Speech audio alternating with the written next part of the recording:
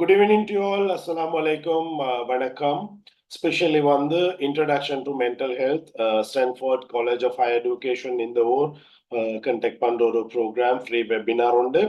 So மிச்சம் முக்கியமான ஒரு விஷயம், நான் மிச்சம் ஷார்ட்டா இதுல மென்டல் ஹெல்த் சம்பந்தமாக மென்டல் ஹெல்த் இஷ்யூஸ் சம்பந்தமான ஒரு ஷார்ட் இன்ட்ரடக்ஷன் தான் நான் கொண்டு போறதுக்கு எதிர்பார்க்கிறேன்.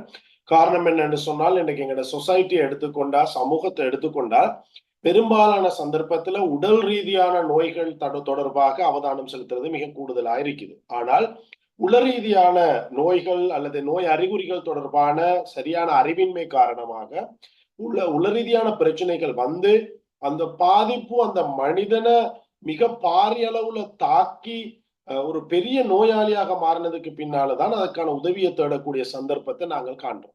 பொதுவாக ஒரு சின்ன ஒரு காய்ச்சல், சின்ன ஒரு புண் வந்து 2-3 நாள்ல ஆவது அந்த புண்ணுல மாற்றம் இல்லாம இருந்தா, சின்னதா ஒரு உடல்ல மாற்றம் வந்தா கூட நாங்க உடனடியாக டாக்டர்கிட்ட போவோம். ஆனால் நாங்க யாருமே 2 நாள் சரியா தூக்கம் போகல, 3 நாளா எனக்கு கொஞ்சம் யோசனையா இருக்குது, இப்படி என்று சொல்லக்கூடிய உள காரணங்களுக்காக நாங்க டாக்டர்கிட்ட போறது இல்லை, கவுன்சிலர்கிட்ட போறது இல்லை. அப்ப நாங்க என்ன செய்யறோம்? அது சரி வந்துடும், அது அப்படித்தான், இது இப்படித்தான் சொல்லி காரணங்களை சொல்லி கொண்டு இருக்கிறோம். ஆனால் உடல் பிரச்சனையை விட மிக முக்கியமான பிரச்சனையாக உள பிரச்சனை காணப்படுகிறது. சாதாரணமா சொல்லுவாங்க, அகத்தின் அழகு முகத்தில் தெரியும் என்று சொல்லி. உள்ளத்துல எது இருக்கிறதோ, உள்ளத்தில் இருக்கக்கூடிய விஷயங்கள் உடல் ரீதியாக வெளிக்காட்டப்படக்கூடிய சந்தர்ப்பம் இருக்குது. எனவே சமூகத்துல மிக குறைவாக இருக்கக்கூடிய அந்த நாலேஜ், அதாவது உளவியல் தொடர்பான நாலேஜ் காரணமாக பெரும்பாலானவர்கள் உளவியல் பாதிப்புக்கு உட்படுறாங்க. இதுல நான் முதலாவது ஒரு இன்ட்ரோடக்ஷனை தர விரும்புகிறேன். உளவியல் சம்பந்தமான பிரச்சனைகள் தொடர்பா பார்க்கிற நேரம், உலக சுகாதார தாபனம் WHO சொல்லுது, ஒரு இடத்துல 5 பேர் இருந்தால் அந்த 5 பேர்ல 4 பேர் உளப்பிரச்சனைக்கு உட்பட்டவர்களாக இருப்பார்கள் என்று சொல்லுது. என்ன பொறுத்தவரையில நான் சொல்லுவேன், 5 பேர் இருந்தா 5 பேருமே உளப்பிரச்சனைக்கு உட்பட்டவர்கள். இப்ப இத சொன்னா நிறைய பேர் என்னட்ட கேட்கிற கேள்வி என்னண்டா, அப்ப நாங்க எல்லாம் பைத்தியமா சார், நாங்க எல்லாம் மென்டலா அப்படின்னு தான் கேட்கிறோம். காரணம், உளப்பிரச்சனை என்பதை மென்டல் என்று சொல்லி, பைத்தியம் என்று சொல்லி அடையாளப்படுத்தி ஒரு ஒரு ஒரு ஒரு ஸ்டிக்மாவை ஏற்படுத்தி, ஒரு சமூக வடுவை ஏற்படுத்தி அதுக்கு வைத்தியம் செய்யறது அல்லது அதற்கான உதவியை தேடுறதை கூட தடுத்து வைக்கிற ஒரு அளவுல நாங்கள் இருக்கிறோம். எனவேதான் இந்த கேள்வியை கேட்போம். உண்மையாக சொல்ல போனால் உளக்குறைபாடு என்று சொல்றதுக்குள்ள பல்வேறு விதமான விஷயங்கள் உள்ளடங்குது. சாதாரணமாக சொல்லுவாங்க, அர்த்தமற்ற பயம் ஒரு உளக்குறைபாடு. சாதாரணமாக பாம்பென்றால் படையும் நடுங்கும், பிரச்சனை இல்லை. பாம்பை கண்டு பயப்படுறீங்க, நடுங்குறீங்க, ஓடுறீங்க, கத்துறீங்க, நோ ப்ராப்ளம். ஆனால் கரப்பாம்பூச்சி கடிச்சு யாராவது மரணித்ததாக, கரப்பாம்பூச்சிய கடிச்சதனால மரணித்தன்னு சொல்லி யாரையும் கேள்விப்பட்டிருக்க மாட்டீங்க. ஆனால் கரப்பாம்பூச்சிக்கு பெரும்பாலானவர்கள் பயம், விசேடமாக பெண்கள் பயம். எனவே நினைக்கிறேன் உங்களோட மைக்ஸ் மியூட் பண்ணா பெட்டர். அப்ப கரப்பான் பூச்சிக்கு பயம் என்ற பெண்கள் பெரும்பாலும் பயமா இருக்கிறாங்க. அப்ப சொல்றாங்க, இந்த உளக்குறைபாட்டுல அர்த்தமற்ற பயம் ஒரு உளக்குறைபாடு. அப்ப கரப்பாம்பூச்சிக்கு பயப்படுறது ஒரு உளக்குறைபாடு. 2வது, தன் மீது ஏற்படக்கூடிய, தன் செயல்பாடுகள் மீது ஏற்படக்கூடிய சந்தேகம் ஒரு உளக்குறைபாடுன்னு சொல்றாங்க. பொதுவா இதுல வரக்கூடிய ஒரு விஷயம், நாங்க லாக் பண்றது அல்லது கதவுகளை பூட்டுறது. இந்த சந்தர்ப்பத்துல எங்களுக்கு நல்லா தெரியும், நல்ல பெருமதியான லாக் போட்டிருக்கிறோம், திறப்ப சுத்தப்பட்டது தெரியும், திறப்ப சுத்துற நேரம் அந்த லாக் விழுந்தது தெரியும், எல்லாம் தெரியும். இருந்தாலும் அது பூட்டுப்பட்டிருக்கான்னு திரும்ப இன்னொருக்கா திறந்து பாக்குறது. அப்ப இந்த திறந்து பார்க்கிறது ஒரு உளக்குறைபாடுன்னு சொல்றாங்க. அப்ப இந்த உளக்குறைபாடு, இவ்வாறான உளக்குறைபாடுகள் இருக்கக்கூடிய நேரத்துல அப்ப அடுத்த கேள்வி வருது, நாங்க எல்லாரும் அப்ப மருந்துக்கு போகணுமா, எல்லாரும் கவுன்சிலர்கிட்ட போகணும்? இல்ல. எப்ப ஒரு உளக்குறைபாடு உள்ளவர் கவுன்சிலர்கிட்ட போகணும் என்று சொன்னால், குறித்த அந்த உளக்குறைபாடு எப்போது அவரது அன்றாட வாழ்க்கைக்கு பிரச்சனையாக அமைகிறதோ அந்த நேரம் அவர் அந்த வைத்தியத்தை, அந்த உதவியை தேடணும். உதாரணமாக, கதவை பூட்டுறீங்க, ஒருக்கா தள்ளி பாக்குறீங்க, பூட்டுப்பட்டிருக்குதுன்னு ஷுவர், நீங்க உங்களோட பயணத்தை நிம்மதியா போயிட்டு வாரீங்க, எந்த பிரச்சனையும் இல்லை, நீங்க கவுன்சிலர்கிட்ட போக தேவையில்லை, டாக்டர்கிட்ட போக தேவையில்லை. மாறாக, ஒரு ஆள் இருக்கிறார், எனக்கு தெரிஞ்ச ஒரு நபர் இருக்கிறார், கடை ஒன்று செய்யறார், இரவைக்கு கடையை பூட்டுவார், 3 பூட்டு போடுவார். அந்த 3 பூட்டுல கிட்டத்தட்ட 5-10 நிமிஷம் தொங்கி பார்ப்பார், பூட்டுப்பட்டிருக்காங்க. திரும்ப அதை தொங்கி பார்த்துட்டு பூட்டு பட்டிருக்குன்னு கன்ஃபார்ம் ஆயின பிறகு அங்கிருந்து போவார். போயிட்டு இடையில போயிட்டு வீட்டுக்கு போகாம திரும்பி வருவார். திரும்பி வந்து திரும்பவும் அதை திறந்து பார்ப்பார். திரும்ப ரிட்டர்ன் போவார். திரும்பவும் வந்து திறந்து பார்ப்பார். இப்படி பல முறை திறந்து பார்க்கக்கூடிய ஒரு நபராக அவர் இருந்தார். அப்ப இரவைக்கு இவர் வீட்டுல போயிட்டு தூங்கினாலும் இவர் நிம்மதியாக தூங்கக்கூடியவராக இருப்பாரா, அல்லது இவருக்கு தூக்கம் போகுமா, அல்லது நிம்மதியாக தூங்க வேண்டிய நேரத்திலையும் பூட்டு சம்பந்தமாக யோசிச்சு கொண்டிருப்பார். சிந்திச்சு பாருங்க. அப்ப இது அவருடைய அன்றாட தேவைகளுக்கு, அன்றாட வேலைக்கு ஒரு பாதிப்பா இருக்குது. அப்ப இப்படியான பாதிப்பா இருக்கிற நேரத்துல அவர் கட்டாயமாக ஒரு உதவிய, அதாவது கவுன்சிலிங்கோ அல்லது ஒரு டாக்டர்கிட்டயோ போக வேண்டிய சந்தர்ப்பம் இருக்குது. இது மாதிரி வரக்கூடிய அதிகமான நிறைய நோய்கள் இருக்குது, நிறைய உள்ள குறைபாடுகள் இன்னைக்கு சமூகத்தில் இருக்குது. அது தொடர்பான சில விஷயங்களை நாங்க நாங்க பார்ப்போம். முதலாவது நாங்க தெரிய வேண்டிய விஷயம், வாட் இஸ் மென்டல் ஹெல்த்? உளநலம் என்றால் என்னன்ற விஷயத்தை நாங்க தெரியும். நாங்க நிறைய பேர் இந்த உளநலம் என்ற விஷயத்த பிழையான ஒரு விஷயமாக விளங்கி கொண்டிருக்கிறோம். எனவே நாங்க இந்த உளநலம் என்றால் என்னன்றது தெரியணும். உளநலத்தை பத்தி சொல்ற நேரம் சொல்றாங்க, mental health is a state of well-being that affects how people think, feel and act. அதாவது இதுல 3 விஷயம், உளநலத்துல 3 விஷயம் வருது. ஒன்று சிந்தித்தல், திங்கிங், எப்படி சிந்திக்கிறாங்க. ரெண்டாவது ஃபீல், எப்படி அவங்க அதை ஃபீல் பண்றாங்க. மூன்றாவது ஆக்ட், அதுக்கான எப்படி ஒரு வெளிப்பாட்டு, எப்படி ஒரு பிஹேவியரை காட்டுறாங்க. இதுக்கு நான் ஒரு உதாரணம் சொல்றேன். ஒரு நபரை பத்தி நாங்க எப்படி நினைக்கிறோம், ஒரு நபரை பார்த்தா நாங்க எவ்வாறு நினைக்கிறோம்.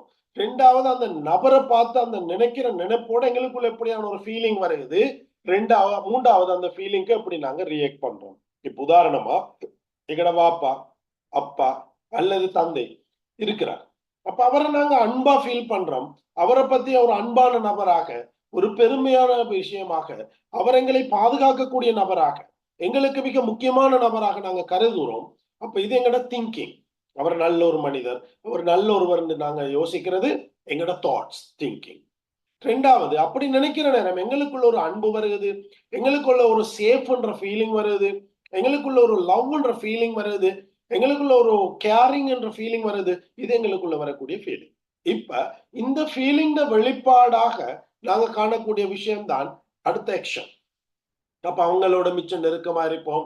அவங்களுக்கு ஏதாவது ஒரு பிரச்சனைண்டா நாங்க கவலைப்படுவோம், அழுவோம். அவங்களோட மிக நெருங்கி அவங்களோட எதுவும் வலி வருத்தம்ண்டா மருந்துகளை பூசுவோம். அவரோட சாப்பாடு எதுவும் அவருக்கு ஆக வேண்டி வைப்போம். இப்படி பல்வேறு விதமான விஷயங்களை நாங்க செய்வோம். அப்ப இது வந்து action. So it's an essential part of overall health and quality of life. இது முக்கியமான அடுத்த விஷயம். அதாவது நாங்க ஹெல்த் சொல்ற நேரம் ஓவரால் ஹெல்த், அதாவது சுகாதாரம் அல்லது சுகாதாரமான வாழ்க்கைன்னு சொல்ற நேரம் பாக்குற நேரம் நாங்க பெரும்பாலும் உடலியல் ரீதியான பிரச்சனைகளை மட்டும்தான் சொல்றோம். ஆனால் இந்த இடத்துல நாங்க உள்ளத்தை பாக்குறது குறைவு. உண்மையான சுகாதாரம் என்று சொன்னால் ஒரு மனிதர் சுகாதாரமாக இருக்கிறார் என்று சொல்லணும்னு சொன்னால் அவருடைய உடல் மாத்திரம் அல்ல, உள்ளமும் சுகாதாரமானதாக இருக்க வேண்டும். அப்ப உள சுகாதாரம், உள்ளத்துடைய ஹெல்த் மிக முக்கியமான ஒரு விஷயமா இருக்குது. எனவே இந்த உடல் மாதிரியே உள்ளத்துடைய ஹெல்த் முக்கியமான ஒரு விஷயமாக கருதப்படுது. It's important at every stage of life. அப்ப இந்த உள்ள சுகாதாரம் என்று சொல்றது, எப்படி நாங்க உடல் விஷயத்துல அவதானம் செலுத்துறோமோ, ஒரு குழந்தை பிறந்ததுல இருந்து இறக்கும் வரையும் எப்படி நாங்க அந்த உடல் ரீதியான பிரச்சனைகள்ல அவதானம் செலுத்துறோமோ, அதே போல உள ரீதியான பிரச்சனைகளும் அவதானம் செலுத்தப்படல் வேண்டும். பிறந்த பிள்ளையிலிருந்து கடைசியாக இருக்கக்கூடிய, அதாவது இறக்குற காலம் வரைக்குமே நாங்கள் அவதானம் செலுத்த வேண்டும் என்ற விஷயத்தை நாங்க விளங்கிக் கொள்ள வேண்டும். அஷ்பா ஹேண்ட் ரைஸ் பண்ணிருக்கிறீங்க, ஏதாவது கொஸ்டின் இருக்குதா?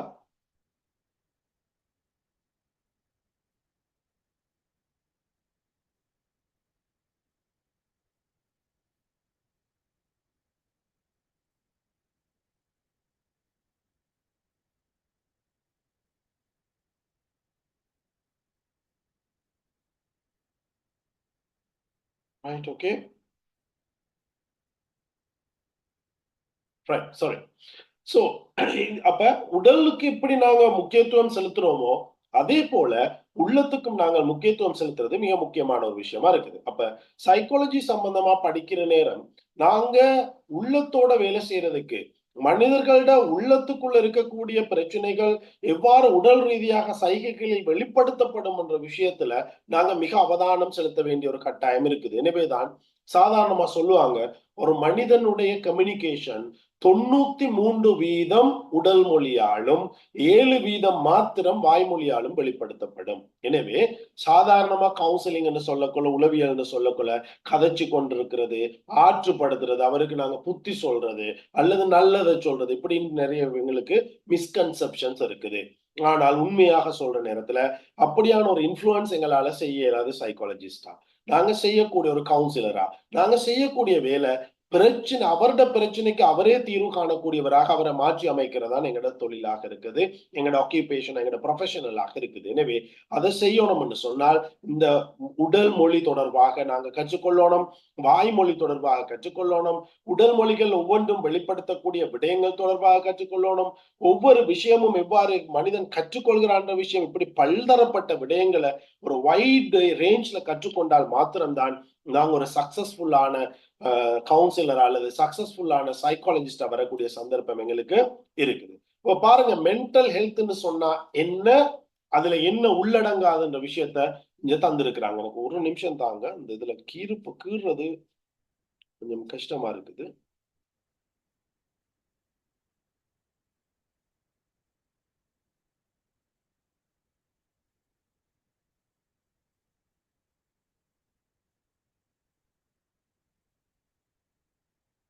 Okay, right. சோ எது செய்யலாம் எது செய்யக்கூடாதுன்ற விஷயத்த வந்து இந்த இடத்துல தந்திருக்கிறாங்க. இது மென்டல் ஹெல்த்ல எது உள்ளடங்கும் எது உள்ளடங்காதுன்ற விஷயத்த தந்திருக்கிறாங்க.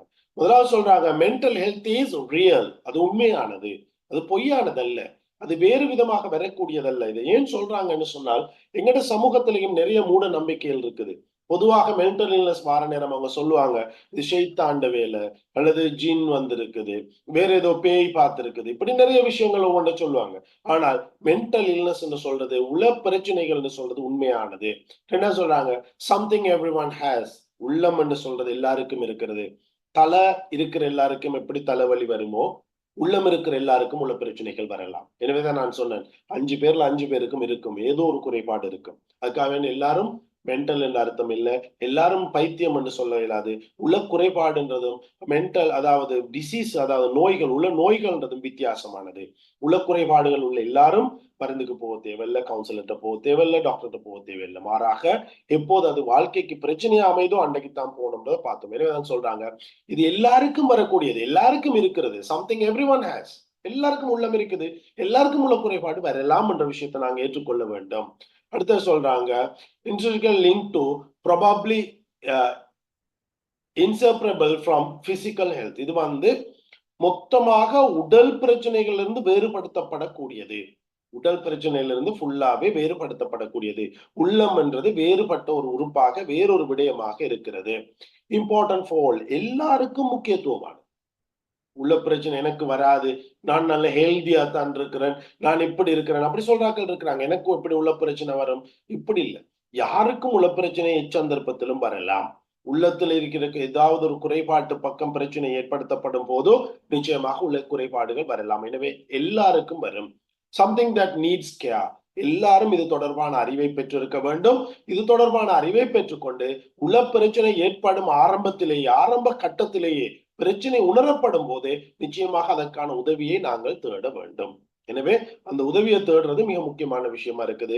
அது எல்லாருக்கும் இந்த கேர் தேவையான ஒன்றா இருக்கு. சாதாரணமா நான் சொல்றேன், எனக்கு இருக்கக்கூடிய ஒரு உள பிரச்சனை, எனக்கு உயரத்துல ஏற இயலாது, உயரமான இடங்கள் ஏறினா எனக்கு கால் நடுங்கும், இது ஒரு உள பிரச்சனை. அதுக்காக வேண்டி நான் டாக்டர்கிட்ட போகணும், கவுன்சிலர்கிட்ட போகணும்னு சொல்லலாம். ரெண்டாவது, நான் ஒரு கவுன்சிலர், நான் ஒரு சைக்காலஜிஸ்ட், நான் ஒரு சீனியர் கவுன்சிலர்னு சொல்லி எனக்கு உள்ள பிரச்சனை வராதுன்னு சொல்லலாம். அப்ப எனக்கு அதுல கேர் தேவையில்லைன்னு சொல்லவே இல்லை. எனக்கு எதிர்காலத்துல உயரமான ஒரு இடத்துல போயிட்டு வேலை செய்ய வேண்டிய கட்டாயம் ஏற்பட்டால் நான் கட்டாயம் அதுக்குரிய ட்ரீட்மெண்ட் எடுக்க வேண்டிய ஏற்படும்.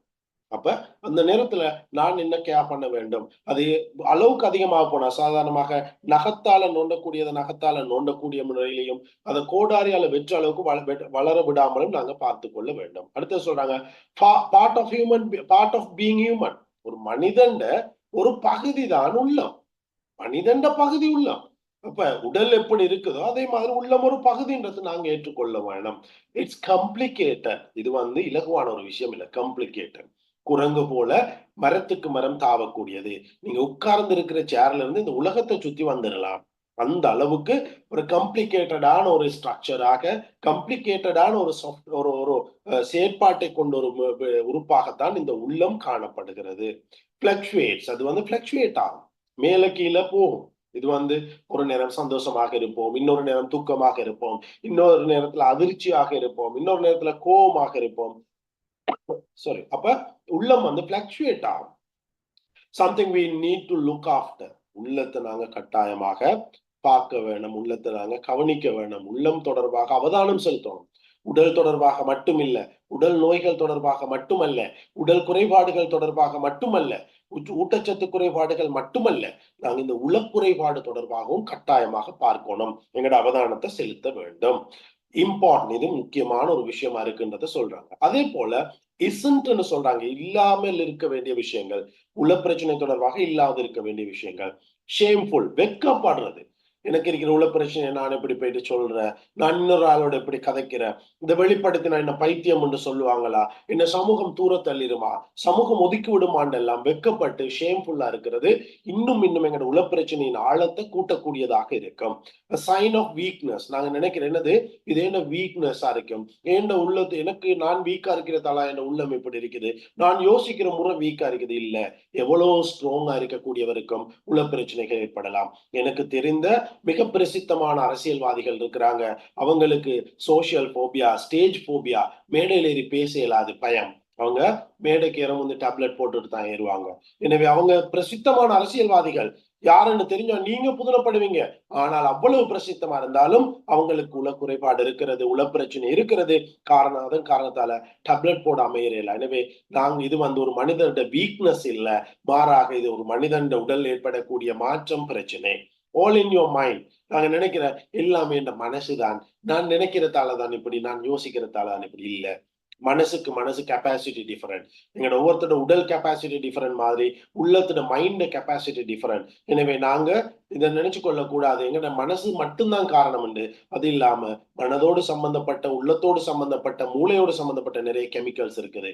இந்த கெமிக்கல் இன்பேலன்ஸ், கெமிக்கல்ல வரக்கூடிய பிரச்சனைகளும் இந்த பிரச்சனைகளுக்கு காரணமாக அமையலாம். சம்திங் நெகட்டிவ், நாங்க நினைக்கிற இது எல்லாம் மறையானது, பிழையானது, பிரச்சனைக்குரியது நினைக்கிறோம். இல்ல, உள்ள பிரச்சனைன்னு சொல்றது நெகட்டிவ் இல்ல, உள பிரச்சனைக்குரியவர்களை பாசிட்டிவா பாருங்க. சில உள பிரச்சனைகளுக்குரியவர்கள் இருக்கிறார்கள், நாங்க பாக்குற பார்வையில் அவங்க பெரும் பிரச்சனைக்குரியவர்கள் போல நாங்க எங்களுக்கு தோணும், அப்படித்தான் நாங்க நினைப்போம். ஆனால் உண்மையாக பார்க்கிற நேரம் எங்களை விட ஏதாவது ஒரு துறையிலே மிக திறன் வாய்ந்தவர்களாக, அதீத திறன் கொண்டவர்களாக இருப்பார்கள். அதீத வர்ணனை திறன், அதீத சிந்தனை திறன், அதீத சித்திரத்திறன், இப்படி பல்வேறு திறன்கள் அவர்களிடம் இருக்கும். எனவே இது ஒரு நெகட்டிவா கருதாதீங்க, மாறாக இது ஒரு பாசிட்டிவான விஷயமா எடுங்க. ஸ்டேபிள். இந்த உள பிரச்சனைகள் எந்த நாளும் அப்படித்தான் இருக்கும், எவ்வளவு மருந்து எடுத்தாலும் வேலையில் அதை குணப்படுத்தலான்ற எண்ணம் இருக்கக்கூடாது. மாறாக அது குணப்படுத்தக்கூடியது, குறைவடையக்கூடியது, இது நிரந்தரமானதல்ல, இது தற்காலிகமானது, அதுக்கு சிகிச்சை அளிக்கப்படக்கூடியது. அடுத்தது ஆல் இன் யோர் ஹெட். நான் நினைக்கிறேன் எல்லாம் உன்னோட மண்டைக்குள்ள நீ நினைக்கிற மாதிரி தான், உன்ன மண்டையில வச்சுக்கிற பிரச்சனையால் தான் இப்படி நடக்குது. இல்ல, அப்படி வச்சு கொண்டிருக்கிற மட்டும் காரணம் இல்ல, மாறாக இதுக்கு பல்வேறுபட்ட காரணங்கள் வரலாம். எந்த அளவுக்கு சொன்னால், ஒரு குழந்தை கருத்தரித்திருக்கும் போது கர்ப்பப்பையில் இருக்கிற காலத்துல நடக்கிற பிரச்சனைகள் கூட, அந்த தாய் முகம் கொடுத்த பிரச்சனைகள் கூட பிற்காலத்திலே அந்த குழந்தைக்கு உள பிரச்சனை ஏற்படுவதற்கு காரணமாக அமையலாம். அடுத்து சொல்றாங்க டபு, அதாவது கதைக்க கூடாத, பேசக்கூடாத, ஒரு தடை செய்யப்பட்ட விடயம் என்று இந்த மென்டல் ஹெல்த்தை பத்தி கருதுறது இல்ல.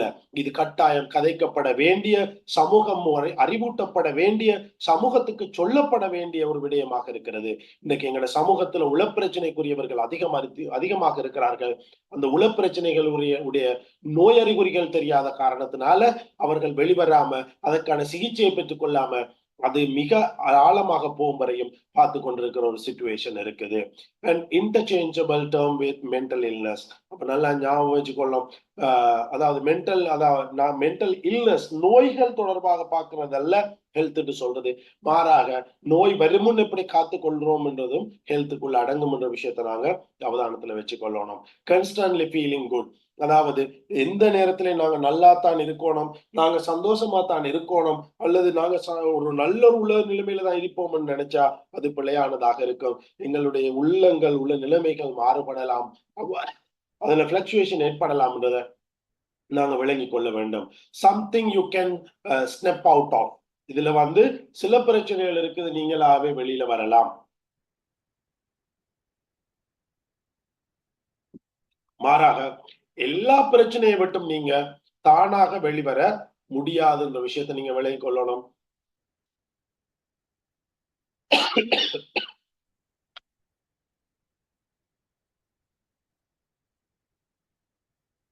அக்யூரேட்டா ஃபுல்லா நாங்க தனியாக எல்லா பிரச்சனையில இருந்தும் வெளிவர முடியாதுன்ற விஷயத்தை நாங்க விளங்கிக் கொள்ளணும். மாறாக அதுல சில நேரங்கள் எங்களுக்கு அடுத்தவர்களின் உதவி தேவைப்படும். கவுன்சிலர்ஸ், டாக்டர்ஸ், சைக்காலஜிஸ்ட், அப்படியானவர்களுடைய உதவிகள் தேவைப்படலாம் என்ற விஷயத்தை நாங்க விளங்கிக் கொள்ளணும். அடுத்தது ஃபேக் நியூஸ். இந்த உள்ளம் தொடர்பாக நிறைய பொய்யான தரவுகள், பொய்யான தகவல்கள், பொய்யான நியூஸ் வெளியிடப்படுகிறது. இவற்றுக்கு நீங்க பின்னால பேற்றப்படாது. இதுல நான் காணக்கூடிய மிக முக்கியமான ஒரு விஷயம் யூடியூப் சேனல்ஸ். நிறைய யூடியூப் சேனல்ஸ் இருக்குது. உள பிரச்சனைகள் தொடர்பான பிழையான எண்ண கருக்களை சமூகத்துக்குள்ள ஊண்டக்கூடிய, அல்லது அவர்கள் சம்பாதிக்க வேண்டும், அவர்களுக்கு பணம் கொட்ட வேண்டும், அவர்களோட சப்ஸ்கிரைபர்ஸ் கூட வேண்டும் என்பதற்காக அவர்கள் பிழையாக ஊட்டக்கூடிய பல விஷயங்கள் இருக்குது. இந்த விஷயங்களை நாங்கள் உள்ளெடுத்தோம்னு சொன்னால், உள்வாங்கினோம்னு சொன்னால் நிச்சயமாக அது எங்களுக்கு பிரச்சனைக்குரியதாக மாறும். எனவே எல்லாரும் சொல்லக்கூடியதை உண்மைன்னு எடுத்துக்கொள்ளாம, அவர் சொல்லக்கூடியவர் அதுல எந்த அளவு பாண்டித்யம் பெற்றவர், எந்த அளவு கற்றறிந்தவர், எவ்வளவு குவாலிபிகேஷனோட இருக்கிறார்ன்ற விஷயத்தையும் நீங்க கொஞ்சம் பாருங்க. அடுத்தது ஒருவரோட கருத்தை மட்டும் வச்சு முடிவுக்கு வராம இன்னும் 2-3 பேரோட கருத்துக்கள் எடுத்து பாத்தீங்கன்னா உங்களுக்கு உண்மை புலப்படக்கூடியதாக இருக்கும். அடுத்தது 5 விஷயங்கள் இருக்குது இந்த சைக்காலஜில. சைக்காலஜின்னு சொல்றது 5 பில்லர்ல வாரது. 1 பயாலஜிக்கல், உடல் ரீதியான விஷயங்கள்.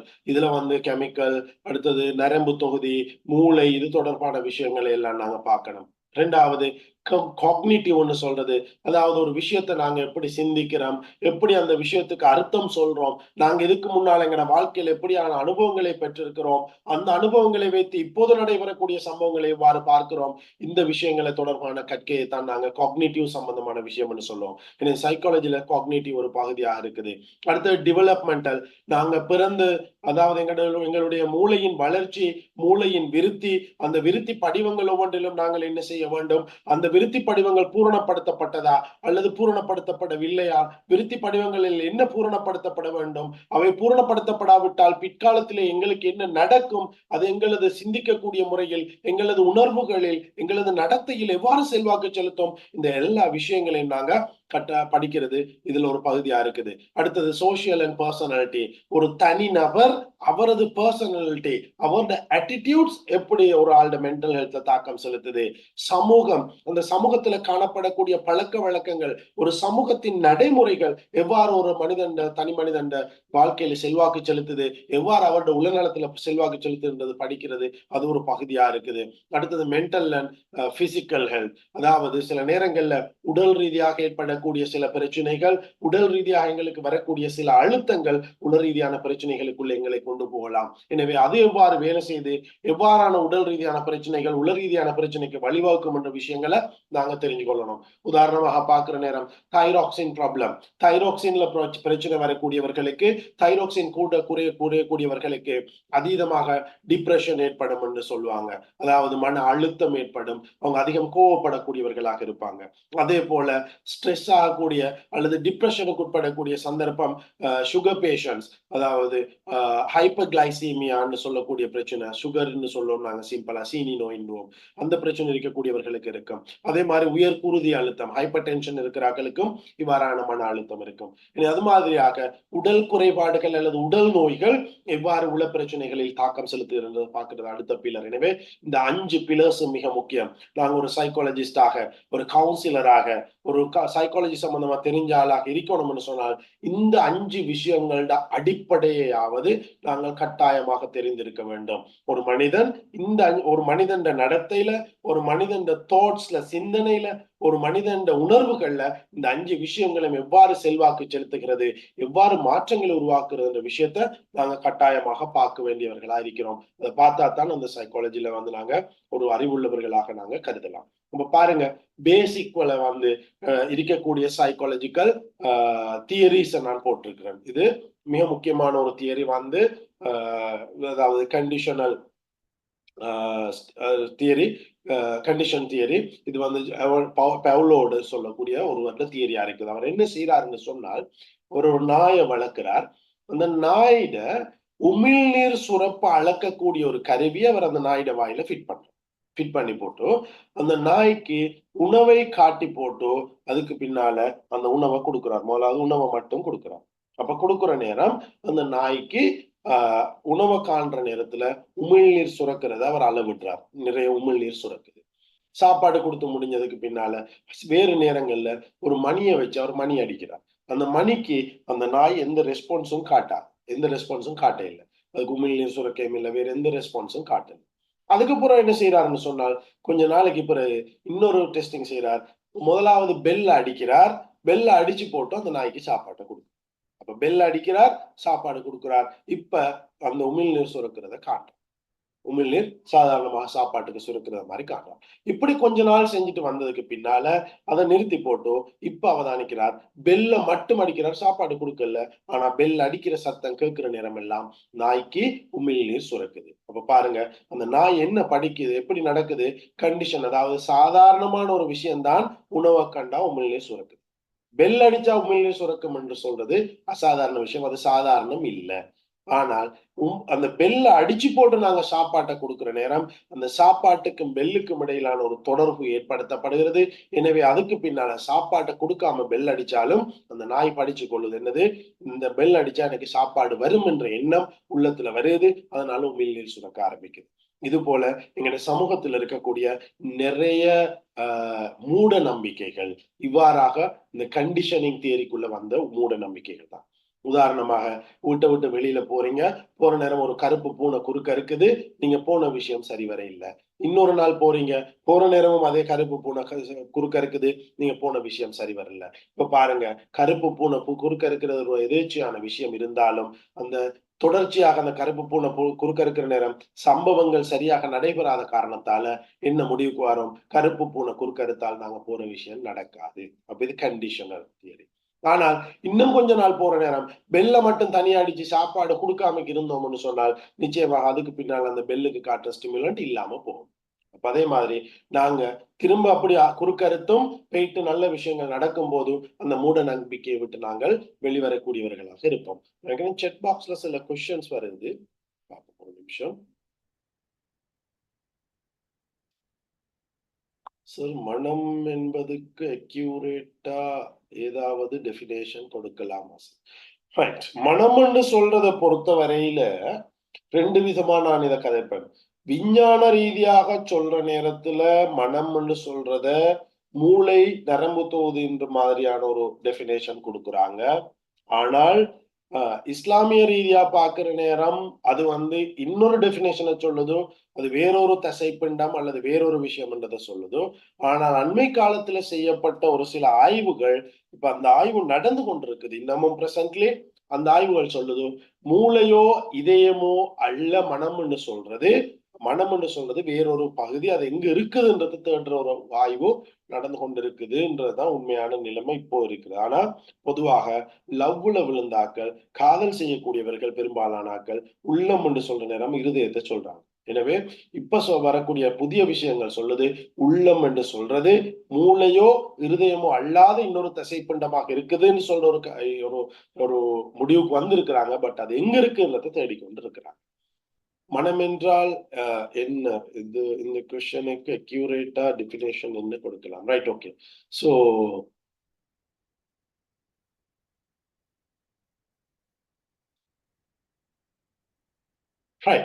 அப்ப பாருங்க, இந்த மனதுன்றதை நாங்க சரியா இன்னும் அந்த ஆய்வுகள் நடந்து முடியும் வரையும் அது வேறாதாக எங்களுக்கு டெபினேஷன் கொடுக்கல.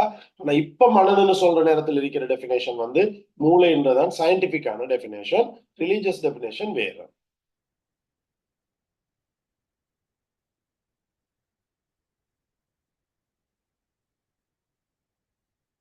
ரைட். சோ அதுக்கு மேலதிக கேள்விகளுக்கு இப்ப நான் சொன்ன பதில் உங்களுக்கு விளங்கியிருக்கும்னு நினைக்கிறேன். ஓகே. அதே மாதிரி பாருங்க, ஆப்பரண்ட் கண்டிஷனிங் என்று சொல்லி இன்னொரு தியரியை கொண்டு வராங்க. இது வந்து ஸ்கின்னர்னு சொல்லக்கூடிய உளவியலாளர் தியரி. அவர் என்ன செய்யறாருன்னு சொன்னா, ஒரு எலிய புடிச்சு கூட்டுக்குள்ள வைக்கிறார். அந்த எலிய புடிச்சு கூட்டுக்குள்ள வச்சுட்டு அந்த கூட்டுல ஒரு லிவர் ஒன்று ஃபிட் பண்ண ஒரு புடி ஒன்று இருக்குது. அந்த புடிய தட்டினால் அந்த கூட்டுக்குள்ள ஒரு உணவு போகும். ஒரு உருண்டை ஒன்று போகக்கூடிய மாதிரி செட் பண்ணி இருக்கிறார். இப்ப இந்த எலிக்கு தெரியாது இந்த லிவரை பிரஸ் பண்ணா எனக்கு உணவு கிடைக்கும்.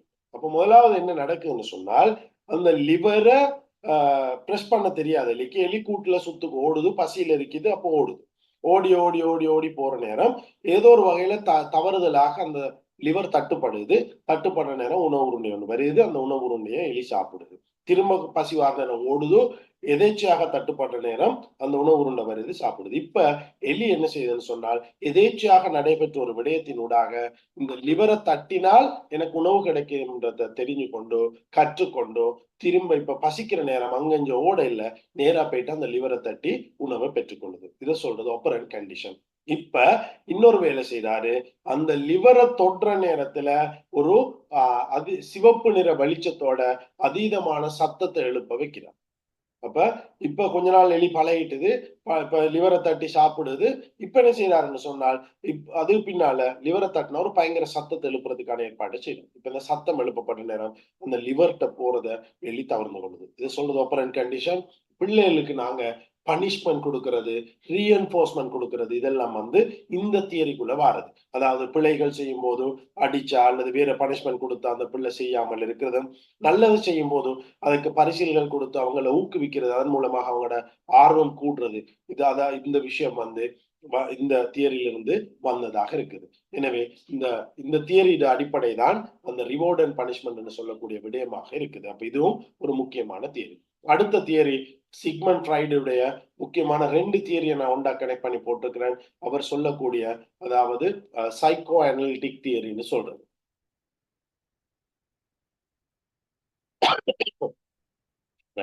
இதுல கேள்வி ஒன்று கேட்டிருக்குது, how can I become a councillor, what is the path I should follow and shoots otherwise. உண்மையா இந்த நிகழ்வு செய்யறது நாங்க அதுக்கான உங்களோட வழிகாட்டலுக்காக வேண்டித்தான். நீங்க கவுன்சிலரா மாறணும்னு சொன்னாலும் உங்களுக்கு நீங்க கட்டாயம் டிப்ளோமா கோர்ஸ் ஒன்று ஃபாலோ பண்ண வேண்டும். அந்த டிப்ளோமா கோர்ஸுக்கான ஒரு இன்ட்ரடக்ஷன் செஷன் தான் நான் இது செய்யக்கூடிய செஷனா இருக்குது.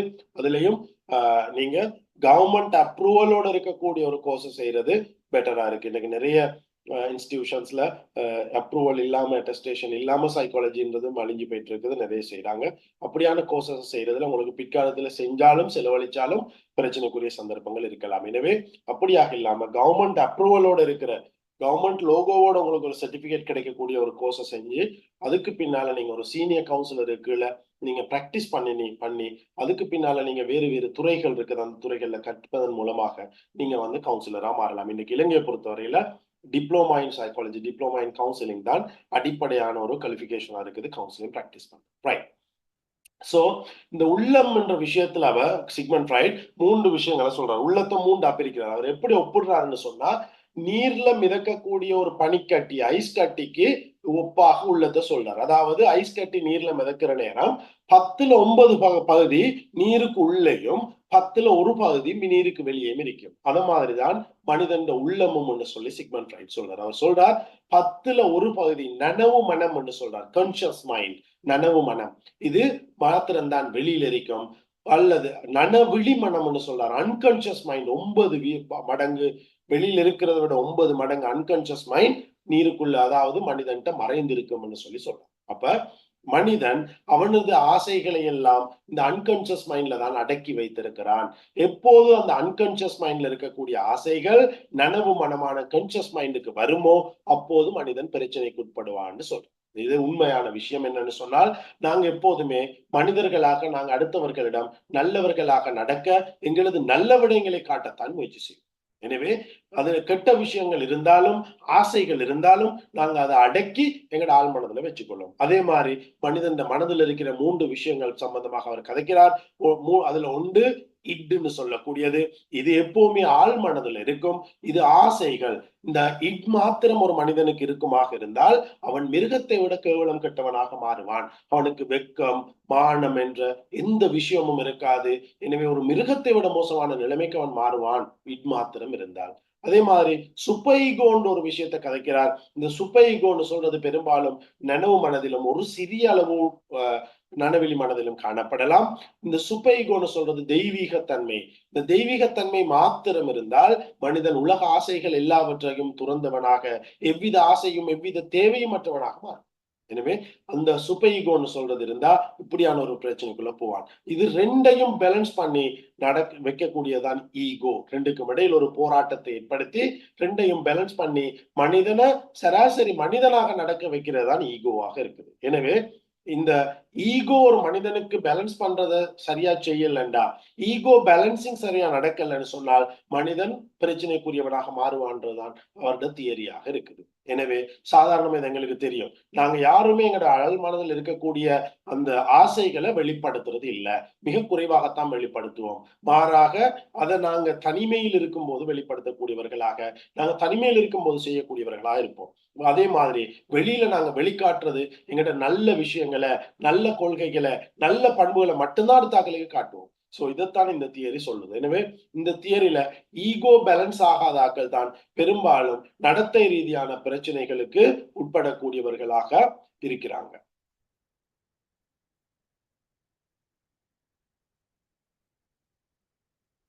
ரைட். இதுல நீங்க சில சொந்த பிரச்சனைகள் தொடர்பான சில கொஸ்டின்ஸை கேட்டிருக்கிறீங்க.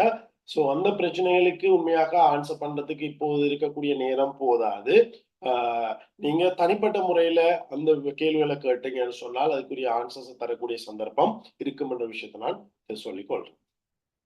அதே மாதிரி பாருங்க, ஜோஹாரி விண்டோன்னு சொல்றது இது இன்னொரு தியரி. இதை நாங்க சரியா படிச்சு கொண்டோம்னு சொன்னால்,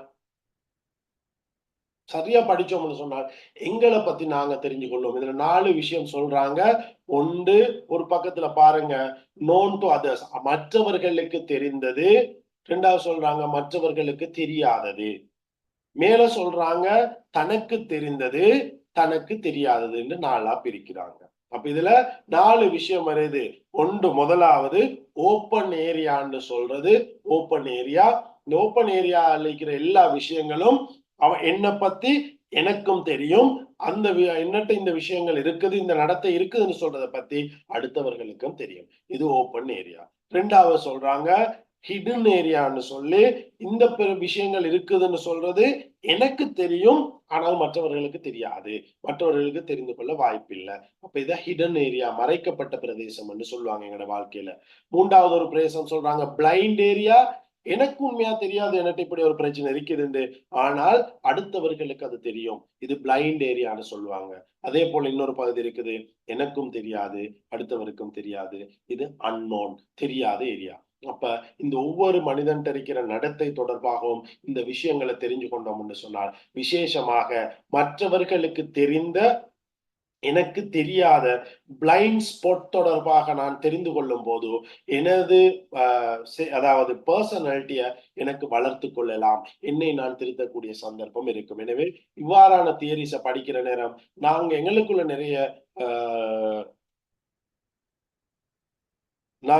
எங்களுக்குள்ள நிறைய மாற்றங்களை கொண்டு வரக்கூடிய சந்தர்ப்பம் இருக்குது.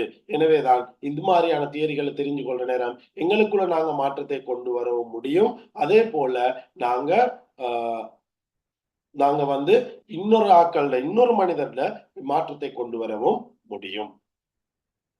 அதே போல சோசியல் லேர்னிங் தியரி, சமூகத்திலிருந்து ஒருவன் எவ்வாறு விடயங்களை கற்றுக்கொள்கிறான் என்ற தியரி. பாருங்க, attention, retention, motor reproduction, motivation. இது 4ம் எங்கள்கிட்ட நாங்க சமூகத்துல இருந்து கற்றுக்கொண்ட பண்பு, அதாவது செயல்பாடுகள்ல இருக்கக்கூடியதாக இருக்கும். முதலாவது அட்டென்ஷன், நாங்க ஒன்று அவதானிக்கிறோம், என்ன நடக்குதுன்றதை பாக்குறோம். 2வது ரிட்டென்ஷன், அது அப்படியே எங்கட தலைக்குள்ள எங்கட மூளையில ரெக்கார்ட் பண்ணி வைக்கிறோம், அது அப்படியே உள்ளுக்கு ரெக்கார்ட் பண்றோம். 3வது மோட்டர் ரீப்ரொடக்ஷன், அதை நாங்க திரும்பி செஞ்சு பார்க்கிறோம். 4வது மோட்டிவேஷன், அதுக்கு யாராவது மோட்டிவேட் பண்ற நேரம், அதுக்கு ஒரு ரிவார்ட் ரீஎன்ஃபோர்ஸ்மெண்ட் கிடைக்கிற நேரம் திரும்ப திரும்ப நாங்க அதை பழக்க வழக்கமா கொண்டு வரோம். உதாரணமாக நாங்க ஒரு அதாவது அட்டென்ஷன்ல வந்து நாங்க ஒரு திரைப்படம் பார்க்கிற நேரம் அதுல இருக்கிற ஹீரோ எப்படி தலைமுடி வெட்டிருக்கிறார், எப்படி தலைமயிர் வெட்டிருக்கிறார்னு பார்த்துட்டு அதை நாங்க அப்படியே ஞாபகத்துல வச்சுக்கொள்றோம். ரிட்டென்ஷன். அப்படியே நாங்க அடுத்த முறை தலைமயிர் வெட்டுற நேரம் செலூன்ல போயிட்டு இப்படி வெட்டுங்கன்னு சொல்லி அந்த டிசைனுக்கு வெட்டி கொண்டு வரோம். Motor reproduction. அதை வெட்டிட்டு வந்தோடனே பாக்குற நண்பர்கள் எல்லாம் சொல்றாங்க, ஷா பெஸ்டா இருக்கு மச்சான், அழகா இருக்கு, உன்னை மூஞ்சி கலா இருக்குன்னு சொல்றாங்க. இப்ப மோட்டிவேஷன். இந்த மோட்டிவேஷன் என்ன செய்யும்? திரும்ப திரும்ப அந்த செயல்பாட்டை செய்யக்கூடிய ஒரு நிலைமைய எங்களுக்குள்ள உருவாக்கும். இப்படித்தான் சமூக கற்றல், சோசியல் லேர்னிங் சொல்ற தியரி இருக்குது. அப்ப இந்த தியரியை சரியா படிச்சாதான் இன்றைக்கு இருக்கக்கூடிய பெரும்பான்மையான பிரச்சனைகளுக்கு நாங்க தீர்வு காணக்கூடிய சந்தர்ப்பம் இருக்குது. விசேஷமா அடிக்ஷன், போன் அடிக்ஷனா இருக்கலாம், ட்ரக் அடிக்ஷனா இருக்கலாம். இப்படியான பல்வேறுபட்ட அடிக்ஷன்கள் இவ்வாறு சமூகத்திலிருந்து கற்றுக்கொள்ளக்கூடிய விஷயங்களாக தான் இருக்குது. அப்ப இந்த இந்த சமூகத்திலிருந்து கற்றுக்கொள்ளக்கூடிய விஷயங்கள்ல திருத்தம், மாற்றம் கொண்டு வரணும்டா அதை நாங்க உடைக்கிற எப்படின்றத படிக்க வேண்டியவர்களாக இருக்கிறோம். எனவே இந்த ஒரு முக்கியமான தியரியா இருக்குது. அடுத்தது பாருங்க, எப்படியான சாதாரண நோய்கள் இருக்குதுன்ற விஷயத்த.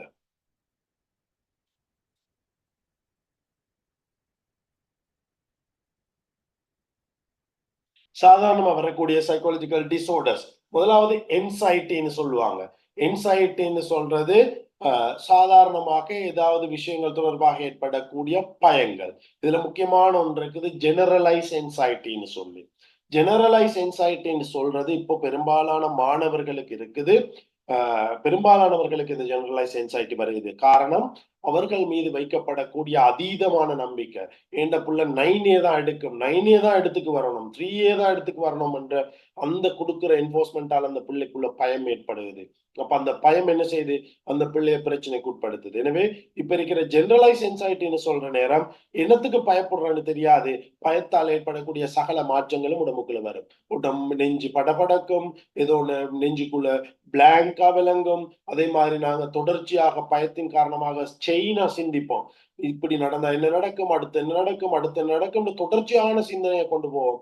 அந்த சிந்தனை இன்னும் பயத்தை கூட்டும். எனவே இப்படியான விஷயங்கள் ஜெனரலைஸ் என்சைட்டிக்குள்ள வரும். இது இல்லாம போபியாஸ் இருக்குது. போபியாஸ்ல நிறைய போபியாஸ் இருக்குது. சாதாரணமா வீட்டை விட்டு வெளியே போயிட்டு தங்குறதுக்கு பயம், ஒரு குழுவுக்கு முன்னால போயிட்டு கதைக்கிறதுக்கு பயம், சமூகங்கள் அதாவது மக்கள் ஒன்று கூடுற இடத்துக்கு போக பயம், உயரத்துல ஏறுறதுக்கு பயம், கரப்பான் பூச்சி போன்ற பூச்சிகளுக்கு பயம், அல்லது வெளிச்சத்துக்கு பயம், போட்டோ எடுக்க பயம், செல்ஃபிக்கு பயம், கனவுக்கு பயம், இப்படி பல்வேறுபட்ட போபியாஸ் இருக்குது. அப்ப இந்த ஒவ்வொரு போபியாலையும் இந்த போபியாஸ் எல்லாம் இந்த என்சைட்டிக்குள்ள வரும். அப்ப இந்த என்சைட்டி சம்பந்தமாக, அதுல அறிகுறிகள் சம்பந்தமாக படிச்சாதான் உங்களுக்கு அது எப்படி இருக்குது, சமூகத்துல யாருக்கு இருக்குன்னு தெரியலாம். ரெண்டாவது ஈட்டிங் டிசார்டர். ஈட்டிங் டிசார்டர்ன்றது உணவு உட்கொள்ற பிரச்சனைகள். இதுல ஓவர் ஈட்டிங் இருக்கலாம், குறைஞ்ச சாப்பாடு உண்ணக்கூடிய இருக்கலாம், உணவுன்ற முறையில பிரச்சனை இருக்கலாம். இப்படி பல்வேறு விதமான பிரச்சனை இருக்குது. அடுத்தது மூட் டிசார்டர். மூட் டிசார்டரை பொறுத்த வரையில ஒன்று இருக்குது, மேனியான்னு சொல்லுவாங்க. எந்த நேரத்துல பார்த்தாலும் உச்சகட்ட சந்தோஷத்தில் இருப்பாங்க. ரெண்டாவது டிப்ரெஷன் சொல்லுவாங்க. எந்த நேரம் மன அழுத்தம், யோசிச்சு கொண்டு வாழ்க்கையை வெறுத்து அன்றாட வேலையில செய்ய முடியாத நிலைமையில் இருப்பாங்க. இன்னொன்று இருக்குது யூனிபோலார்னு சொல்லி. யூனிபோலார்னு சொல்ற நேரம் நல்ல நிலைமையில் இருப்பாங்க, திடீர்னு டிப்ரெஷனுக்கு போவாங்க, திரும்ப நல்ல நிலைமைக்கு வருவாங்க. இப்படி மாறி மாறி நடக்கும். இன்னொன்று இருக்குது பைபோலார்னு சொல்லி. பைபோலார்னு சொல்லக்குள்ள திடீர்னு டிப்ரெஷனுக்கு போவாங்க, நார்மலுக்கு வருவாங்க, திடீர்னு மேனியாக்கு போவாங்க, திரும்ப நார்மலுக்கு வருவாங்க. இப்படி பிளக்சுவேட் ஆகிக்கொண்டே இருக்கும். எப்ப இவங்க சந்தோஷமா இருப்பாங்க, எப்ப இவங்க கோவமா அல்லது டிப்ரெஷனா இருப்பாங்கன்னு எங்களால சொல்லிடாது. இப்படியான பல்வேறுபட்ட மூட் டிசார்டர்ஸ் இருக்குது. இதை நாங்க கற்றுக்கொள்ள வேண்டும். அடுத்தது trauma and stress related. Trauma மனவடு சம்பந்தமானது. அப்ப எங்களுக்கு நடைபெறக்கூடிய விருப்பம் இல்லாத சம்பவங்கள், எங்களுக்கு நடைபெறக்கூடிய துஷ்பிரயோகங்கள், சில நேரங்கள்ல சின்ன வயதுல நடந்த துஷ்பிரயோகங்கள் கூட ட்ரோமாவை உண்டாக்கி பிற்காலத்துல பிரச்சனை ஏற்படுத்தும். அண்மையில நான் ஒரு ஸ்டூடெண்ட்டுக்கு ட்ரீட் பண்ணேன். அந்த ஸ்டூடெண்ட்டுக்கு இருந்தது ஒரு ட்ரோமா. கிட்டத்தட்ட யூனிவர்சிட்டி ஸ்டூடெண்ட் 22, 23 வயசு அந்த ட்ரோமா ஏற்படுத்தப்பட்டிருந்தது. 4 வயசுல அந்த குழந்தைக்கு செய்யப்பட்ட ஒரு பாலியல் துஷ்பிரயோகம் தான் அந்த ட்ரோமாக்கான காரணமா இருந்துச்சு. அப்ப 3 வயசு 4 வயசுல இடம்பெறக்கூடிய சம்பவங்கள் கூட மனிதனுக்கு ட்ரோமாவை தோற்றுவிக்கலாம். திடீர்னு குடும்பத்தில் ஏற்படக்கூடிய ஒரு இழப்பு, கணவன் மரணம், தகப்பன் மரணம், பிள்ளையின் மரணம், ஏதாவது நடக்கக்கூடிய எக்ஸிடென்ட், ஏதாவது நடந்த எக்ஸிடென்ட்ல உடல் உறுப்புகள் இழக்கிறது, அல்லது நிரந்தரமாக செயல்பாட்டை இழக்கிறது, கட்டிலோட வாகுறது, இப்படி பல்வேறுபட்ட பிரச்சனைகள் ட்ரோமாவை கொண்டு வரலாம். இது தொடர்பாக நாங்க தெரிஞ்சிருக்கணும். அதே மாதிரி பர்சனாலிட்டியில கிட்டத்தட்ட 3 கிளஸ்டர்ஸ் இருக்குது. இந்த ஒவ்வொரு கிளஸ்டர் சம்பந்தமாகவும் இதுல ஒவ்வொரு பர்சனாலிட்டி எப்படி இருக்கும் என்ற தொடர்பாகவும் தெரிஞ்சு கொள்ள வேண்டும். அந்த பர்சனாலிட்டியில நபர்கள்ட்ட எப்படியான விஷயங்கள் காணப்படும். இதுக்கு உதாரணமாக ஒன்று சொல்றேன். போர்டர் லைன் பர்சனாலிட்டி டிசார்டர் ஒரு டிசார்டர் இருக்குது. இதுல மிக முக்கியமான ஒரு நோய் அறிகுறி தான் அவங்க தன்னைத்தானே காயப்படுத்திக் கொள்வார்கள், தன்னைத்தானே வருத்திக் கொள்வார்கள். இன்றைக்கு நாங்க காணக்கூடிய தனது கையை தானே வெட்டி கொள்றது, தனது கையை தானே கீறி கொள்றது, தன்னோட தலையை சுவர்ல கொண்டு போயிட்டு தானே முட்டி கொள்றது, இப்படியான தன்னைத்தானே வருத்தி கொள்ளக்கூடியவர்கள் இந்த போர்டர் லைன் பர்சனாலிட்டி டிசார்டர் இருக்கிறவர்களாக இருக்கலாம். எனவே அதோட சேர்த்து இன்னும் நிறைய நோய் அறிகுறிகள் இருக்குது. அந்த நோய் அறிகுறிகளை பார்க்கிற நேரம் நாங்க இதை தெரிஞ்சு கொள்ளலாம். எனவே இது தொடர்பாக இந்த பர்சனாலிட்டி டிசார்டர்ஸ் தொடர்பாக கற்றுக்கொண்டால் தான் அவருக்கு இருக்கக்கூடிய பிரச்சனைகள் பார்க்கலாம். அடுத்தது சைக்கோட்டிக் டிசார்டர். சைக்கோட்டிக் டிசார்டர்ல 2 விஷயங்கள் இருக்கும். ஒன்று டிலூஷன், இன்னொன்று ஹெலுசினேஷன். டிலூஷன் என்று சொல்றது மாயமான விஷயங்களை, அதாவது சில விஷயங்களை, நடைபெறாத விஷயங்களை நடந்ததாக 100க்கு 200 நம்புறேன். உதாரணமா என்ன யாரோ ஹேக் பண்ணி பார்த்து கொண்டிருக்கிறாங்க, அல்லது என்ன கேமரா வச்சு ரோட்டெல்லாம் போற இடமெல்லாம் பார்த்து கொண்டிருக்கிறாங்கன்னு சொல்லுவாங்க. இப்படியான விஷயங்கள், அதாவது போன்ல பேட்டரி கூட இல்லாமக்கு என்ன ஹேக் பண்ணி கொண்டிருக்கிறாங்கன்னு சொல்லுவாங்க. அப்ப இது வந்து டிலூஷன். டிலூஷன்ல 2 வகை இருக்கு. ஒன்று பிசார்டர்ஸ், இன்னொன்று நான் பிசார்டர்ஸ். அதாவது நடைமுறை சாத்தியம் வாய்ந்தது, நடைமுறை சாத்தியம் இல்லாது. இப்ப நான் சொன்ன இந்த கேமரா வச்சு பாக்குறதெல்லாம் நடைமுறை சாத்தியம், செயல்படுத்தலாம். பட் அந்த நபரை என்னதுக்காக செலவழிச்சு கேமரா வச்சு பார்க்கணுன்ற கேள்வி இருக்கு. ரஷ்ய ஜனாதிபதி போன்ற, அல்லது யாராவது பெரிய ஒரு அரசியல்வாதி, ஒரு நாட்டு ஜனாதிபதி போன்ற மிக விசேஷமானவர்களை, முக்கியத்துவம் வாய்ந்தவர்களை சில நேரத்துல கேமரா வச்சு ஸ்பை பண்ணி பார்த்து கொண்டு இருக்கலாம். அதுல சந்தேகம் இல்லை. பட் சாதாரண ஒரு ஊர்ல இருக்கிற விவசாயிய வீட்டுக்குள்ள குந்தி கேட்கிற ஒரு நபரை பார்க்க வேண்டிய அவசியம் யாருக்கும் இருக்காது. அப்ப ரோட்ல எல்லாம் கேமரா ஃபிட் பண்ணி லட்சக்கணக்கு செலவழிச்சு ஏன் பார்க்கணும் அவன்? அப்படி சில நம்பிக்கைகள் இருக்கும். 2வது பிசார்டர்ஸ் சொல்றது நடைமுறை சாத்தியமே இல்லை.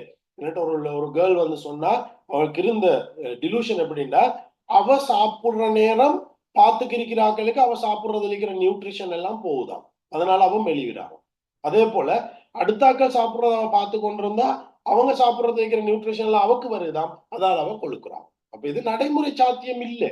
இப்படியான பிசார்டர்ஸ் ஆன சில விஷயங்கள், அதாவது சைக்கோட்டிக் டிசார்டர்ல வர டிலூஷன்ஸ் இருக்கு. அப்ப இது மாதிரி இதை நாங்க டிலூஷன் சொல்றோம். அடுத்து ஹெலுசினேஷன். ஹெலுசினேஷன் சொல்றது எங்கள்ட 5 புலன்கள் இருக்கிறது.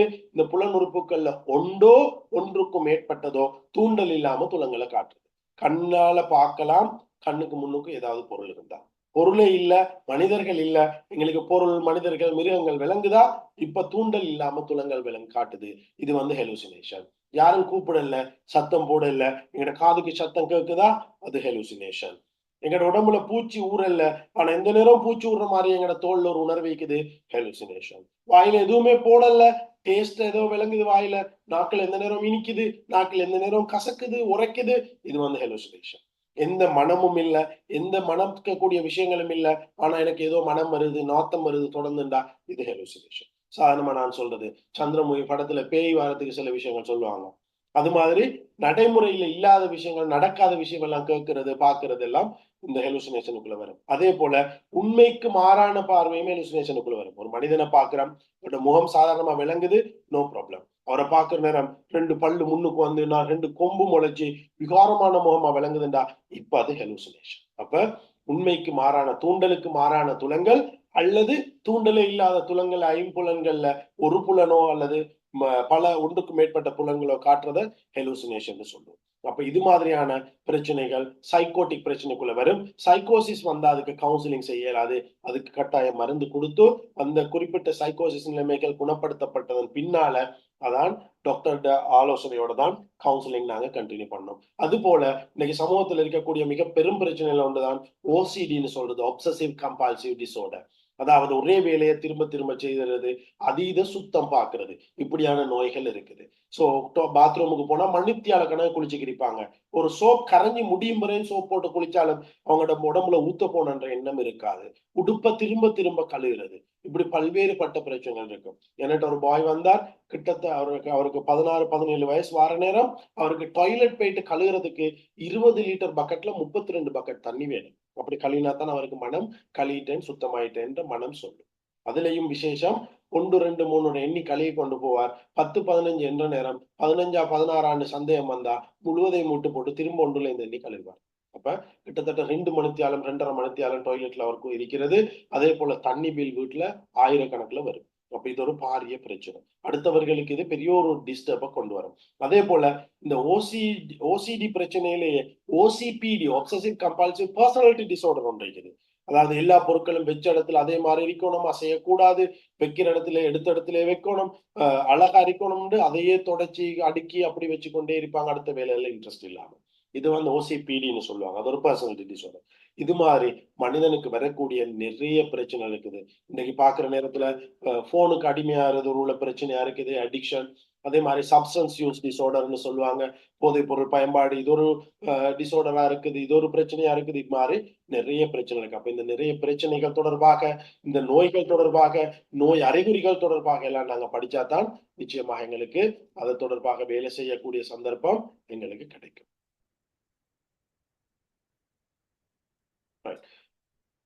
கேள்வி கொஞ்சம் வந்திருக்கு, பார்த்துட்டு போவோம். கவுன்சிலிங் சம்பந்தமான டிகிரி, கவுன்சிலிங் டிகிரி இல்லை, ஆனா சைக்காலஜிக்கல் டிகிரி இருக்குது. சைக்காலஜி அதாவது ஸ்பெஷல் டிகிரி ஓப்பன் யூனிவர்சிட்டியில இருக்குது, பேராதனி, ஈஸ்டர்ன் யூனிவர்சிட்டி, இது மாதிரி சில யூனிவர்சிட்டிஸ்ல இருக்குது. பெரும்பாலும் அதாவது நோய் அறிகுறிகள் இருக்கக்கூடிய நோய் விஷயங்களை பார்த்தா உள்ள நோய்க்குட்படாம இருந்தா, சைக்கோசிஸ் லெவலுக்கு போகாம இருந்தால் சில பெரும்பாலான பிரச்சனைகளை கவுன்சிலிங்ல தீர்க்கக்கூடிய சந்தர்ப்பம் இருக்குது. ரைட், படிச்சா விளங்கும் உங்களுக்கு. ஏன்னா இந்த 1 hour 1.5 hourக்குள்ள எல்லா விஷயத்தையும் சொல்லி தரையலாம். இது ஒரு கடல்ல ஒரு கடுகளவை தான் தரலாம். அதே போல வெளிநாட்டு யூனிவர்சிட்டியோட டெஸ்ட் பண்ணி கொடுக்குற சைக்காலஜி டிகிரி இருக்குது. நினைக்கிறேன் பெரும்பாலும் இந்த டிப்ளமா மாதிரி கோர்சஸ் வந்து அந்த டிகிரிக்கு உங்களை லீட் பண்ணும்னு நினைக்கிறேன்.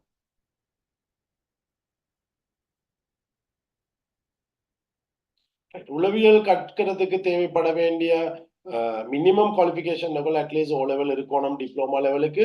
அதே போல நீங்க ப்ராக்டிஸ் பண்றேன்னு சொன்னா ஏ லெவல் அல்லது டிகிரி இருக்கிறது பெட்டரா இருக்கும் அந்த விஷயத்துல ப்ராக்டிஸ் பண்ற நேரத்துல. எனவே அதை செய்யக்கூடிய சந்தர்ப்பம் இருக்குது. நீங்க முதலாவது ஆரம்பத்துல எங்க முடியுதுன்றதை சிந்திக்காம எங்க ஆரம்பிக்கிறோம்ன்றதை நீங்க எடுத்தீங்கன்னு சொன்னால் கட்டாயமா உங்களுக்கு அதை கொண்டு போகக்கூடிய சந்தர்ப்பம் இருக்குது.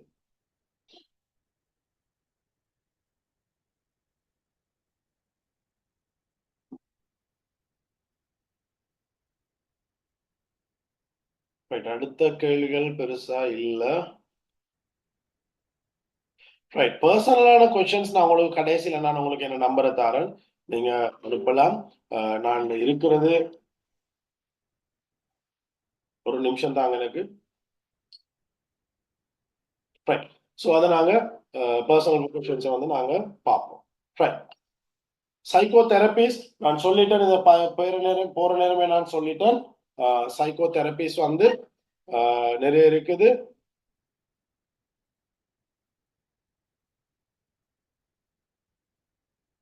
ஸோ அந்த சைக்கோ தெரபிஸ் வந்து நீங்க படிக்கிறது முறையா படிக்கணும். இதுல வச்சு சைக்கோ தெரபிஸ் சொல்லித்தர முடியாது. அதை முறையா படிச்சு அந்த கண்டிஷன்ஸோட அதோட தியரிஸோட போனீங்கன்னா தான் அது சம்பந்தமா தெரியலாம். நிறைய சைக்கோ தெரப்பி இருக்குது. சிபிடின்னு சொல்லுவாங்க, மியூசிக் தெரப்பின்னு சொல்லுவாங்க, அது மாதிரி இஎம்டிஆர்ன்னு இருக்குது, லோகோ தெரப்பின்னு இருக்குது, இமாகோ தெரப்பின்னு இருக்கு. இப்படி நிறைய சைக்கோ தெரப்பிஸ் இருக்குது. இதை நீங்க இந்த கோர்சஸை ஃபாலோ பண்ற நேரத்துல அதுல மாடியூல்ஸ் நீங்க தெரிஞ்சு கொள்ளக்கூடிய சந்தர்ப்பம் இருக்கும்ன்றத சொல்றேன். ஓகே, ஏன் படிக்கணும் இந்த விஷயத்தை நான் நேரத்தோட சொல்லி கொண்டு வந்துட்டேன். வை லேர்னிங், நீங்க முதலாவது இது உங்களோட வாழ்க்கைக்கு பிரயோசனப்படும், உங்களோட குடும்ப வாழ்க்கைக்கு பிரயோசனப்படும், உங்களோட எதிர்காலத்துக்கு பிரயோசனப்படும். ரெண்டாவது, உங்களோட ப்ரொஃபஷனல் லெவல்ல நீங்க போக விரும்புறீங்கன்னா அடுத்தடுத்த ஸ்டெப்ல உங்களை கொண்டு போயிட்டு வைக்கிறதுக்கான ஒரு ஆரம்ப கட்டமாக இந்த கோர்ஸ் இருக்கக்கூடியதா இருக்குது. அதுலயும் கவர்மெண்ட் அப்ரூவ்டான கோர்ஸ் இருக்கிறதுனால கட்டாயம் அது அடுத்தடுத்த யூனிவர்சிட்டிஸா இருக்கலாம், அடுத்த இன்ஸ்டிடியூஷன்ஸால ஏற்றுக்கொள்ளப்படக்கூடிய ஒன்றாக இருக்கும். ஸோ இதுதான் டிப்ளமா இன் சைக்காலஜி. ஸ்பெஷாலிட்டி என்னன்னு சொன்னால் இது வந்து யூத் சர்வீஸ், ஸ்ரீலங்கா யூத்தோட சேர்ந்து செய்யப்படக்கூடிய ஒரு கோர்ஸா இருக்குது. கவர்மெண்டால இந்த கோர்ஸ் வந்து சாதாரணமாக ஸ்டெஃபர்ட் காலேஜால இன்ட்ரடியூஸ் பண்ணப்பட்டு ஸ்டெஃபர்ட் காலேஜால செஞ்சாலும் அதில் சர்டிஃபிகேட் இஷ்யூவிங் ஏஜென்ட்டாக, சர்டிஃபிகேட்டை தார ஏஜென்ட்டாக யூத் சர்வீஸ் தான் இருக்குது. எனவே இந்த யூத் சர்வீஸ் ஊடாகத்தான் அந்த சர்டிபிகேட் கிடைக்கும். அது கவர்மெண்ட் அப்ரூவ்ட் சர்டிபிகேட். எனவே தான் அவங்களோட ஷெடியூல், அவங்க தரக்கூடிய அந்த சிலபஸ், அவங்க தரக்கூடிய அந்த ஸ்டாண்டர்ட்ல எக்ஸாம்ஸ், அடுத்தடுத்த விஷயங்கள் எல்லாம் நடக்கும். எனவே இது ஒரு ஸ்டாண்டர்டான NVQ லெவல் கம்ப்ளீட் பண்ணப்பட்ட ஒரு கோர்ஸாகத்தான் இந்த கோர்ஸ் இருக்க போதும். இதுல இருக்கக்கூடிய கோர்ஸ் கண்டென்ட்ஸை பாருங்க. தி ஸ்கோப் ஆஃப் சைக்காலஜி, சைக்காலஜி சம்பந்தமான என்ன ஸ்கோப் இருக்குது, நாங்க படிக்கிறதால என்ன ஸ்கோப். ரெண்டாவது சோசியல் அண்ட் டெவலப்மெண்ட் சைக்காலஜி, நான் நேரத்தோட 5 பில்லர்ஸ் சொன்னேன், அதுல 2 பில்லர்ஸ் இந்த இடத்துல வருது பாருங்க. Social and development psychology. மூன்றாவது பயோ சைக்காலஜி, அதுவும் ஒரு பில்லர். பயாலஜிக்கல் ரீதியா எப்படி இருக்கின்றது சொல்றது. The development of psychological attachment, அதாவது அட்டாச்மெண்ட் சைக்காலஜி, அட்டாச்மெண்ட் சம்பந்தமான விஷயம். டெவலப்மெண்ட் எப்படி அட்டாச் ஆகின்ற விஷயங்கள். ப்ராசஸ் ஆஃப் ஹியூமன் மெமரி, எப்படி மெமரி வேலை செய்து, மெமரி தொடர்பான விஷயங்கள். இதுல கடைசியா இன்னொரு டாபிக் இருக்குது, அது இதுல டிஸ்பிளே ஆகல. அந்த டாபிக் அடிக்ஷன் சம்பந்தமா, இப்போதைய காலத்துல பிரச்சனை தொடர்பான ஒரு டாபிக் இதுல இருக்குது. அடிக்ஷன் சம்பந்தமான அடிக்ஷன், அதுல drug addiction, phone addiction, phone addiction, இப்படி நிறைய அடிக்ஷன்ஸ் இருக்குது. இந்த அடிக்ஷன் சம்பந்தமா எல்லாம் வரும். இதுதான் உங்களுக்கு இஷ்யூ பண்ணப்படக்கூடிய ஒரு சர்டிபிகேட். இந்த மாதிரியான ஒரு சர்டிபிகேட் தான் உங்களுக்கு தரப்படும். அதுல ministry of youth and sports என்ற அந்த நிறுவனத்தால தான் இந்த சர்டிபிகேட் உங்களுக்கு இஷ்யூ பண்ணப்படும் என்ற விஷயத்த, இந்த கோர்ஸ் சர்டிபிகேட், அதாவது இன்றைக்கு நடைபெறக்கூடிய இந்த நிகழ்வோட சர்டிபிகேட் அல்ல. நீங்க இந்த டிப்ளோமா கோர்ஸை, நீங்க டிப்ளோமா இன் ஹியூமன் ரிசோர்ஸ், அதாவது டிப்ளோமா இன் சைக்காலஜின்ற கோர்ஸை ஃபாலோ பண்ணீங்கன்னா அதுல தர சர்டிபிகேட் இப்படியான சர்டிபிகேட்டாகத்தான் இருக்கு. ரைட். ஸோ உங்களுக்கு ஏதாவது கொஸ்டின் இந்த ப்ரோக்ராம் சம்பந்தமான, அதாவது சைக்காலஜி சம்பந்தமான கொஸ்டின்ஸ் இல்ல, இந்த டிப்ளோமா சம்பந்தமான கொஸ்டின்ஸ் இருந்தா கேட்கலாம். நீங்க ஹேண்ட் ரைஸ் பண்ணா நான் உங்களை அன்மியூட் பண்ணுவேன். நீங்க செக் பாக்ஸை பார்த்தா விளங்கும். இலங்கையில முதலாவது நிறுவனமாக, அதாவது கவர்மெண்ட் அப்ரூவ் பண்ணப்பட்ட ஒரு சைக்காலஜி டிப்ளோமாவை ப்ரொவைட் பண்ற முதல் நிறுவனமாக ஸ்டான்ஃபோர்ட் காலேஜ் தான் இருக்குது.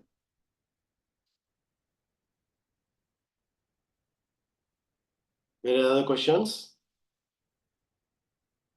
கொஸ்டின்ஸ் இருந்தா ஹேண்ட் ரைஸ் பண்ணுங்க. Medium Tamil medium. ஸோ மேலதிக விஷயங்கள் உங்களுக்கு தேவைன்னு சொன்னால்,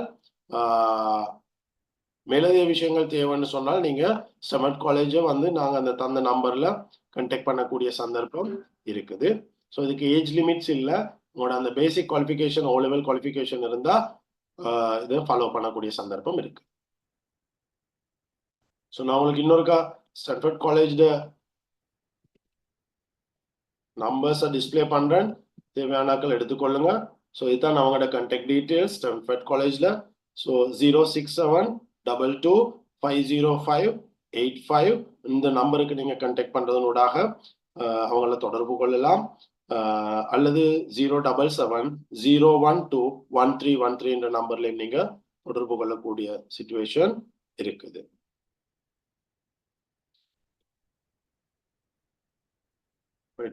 முகமது ஜஹீர் அன்மியூட் பண்ணலாம் நீங்க. சார் இதுல இப்ப வேற இடத்த கோர்ஸ் செஞ்சு போட்டு இப்ப நாங்க எப்படி சார் இந்த ஒரு சீனியர் கவுன்சிலிங் கீழே போய் செய்யலாமா அப்படி ட்ரைனிங்?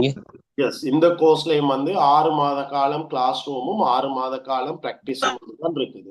கட்டாயமா கவுன்சிலிங் வார நேரத்துல பிராக்டிஸ் ஆக முக்கியம். நாங்க எவ்வளவு தியரியை படிச்சாலும் அதை எப்படி அப்ளை பண்றன்றதை நாங்க பாக்குற கட்டாயம் இருக்கிறதுனால ஒரு சீனியர் கவுன்சிலருக்குள்ள ப்ராக்டிஸ் பண்ண வேண்டிய கட்டாயம் இருக்குது. அதுக்குரிய அட்டாச்மெண்ட்ஸ் அவங்க செய்வாங்க. அதெல்லாம் அந்த இதுல இருக்கு.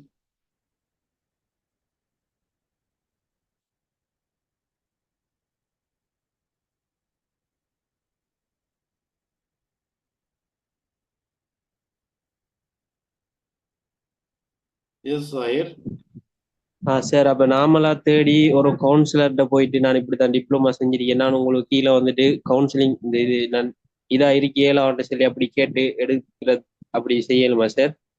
இப்ப அவங்க கடிதம் தருவாங்க. இப்படிதான் இதுல ஒரு சிஸ்டம் இருக்குது. முதலாவது சீனியர் கவுன்சிலர்னு சொல்ற நேரத்துல அவங்களோட குவாலிபிகேஷன்ஸ் ஒன்று இருக்க வேணும்ன்ற கட்டாயம் இருக்குது. அப்ப அதனால அவங்க யாருன்றத முதலாவது பார்க்கணும். ரெண்டாவது நாங்க சும்மா போயிட்டு ஜாயின் பண்ணுங்கன்னு உங்களை நாங்க கைவிடையலாது. கடைசி வரை நாங்க கைட் பண்ணணும். அது எங்களோட பொறுப்பு.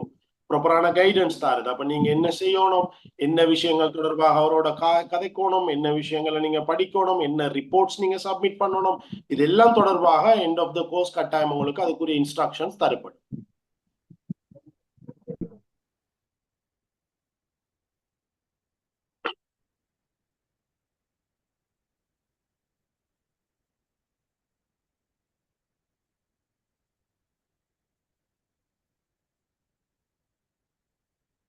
வேற கொஸ்டின்ஸ் இருக்குதா?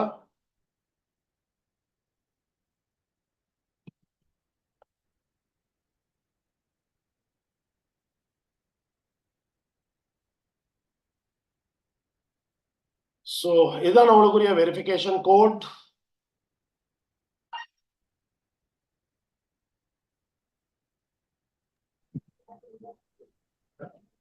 இந்த கோர்ஸ் பெரும்பாலும் 80% கிட்ட ஆன்லைன்ல தான் நடக்கும்.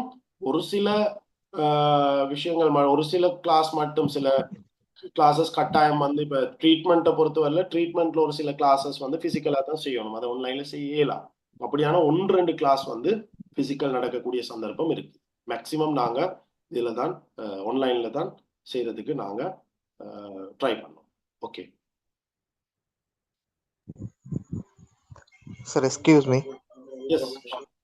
Yeah, sir. I'm Dhanusan, Stanford College. So, இந்த வெரிஃபிகேஷன் கோட் சம்பந்தமா சில விஷயங்களை ஸ்டூடெண்ட்ஸோட ஷேர் பண்ணணும்.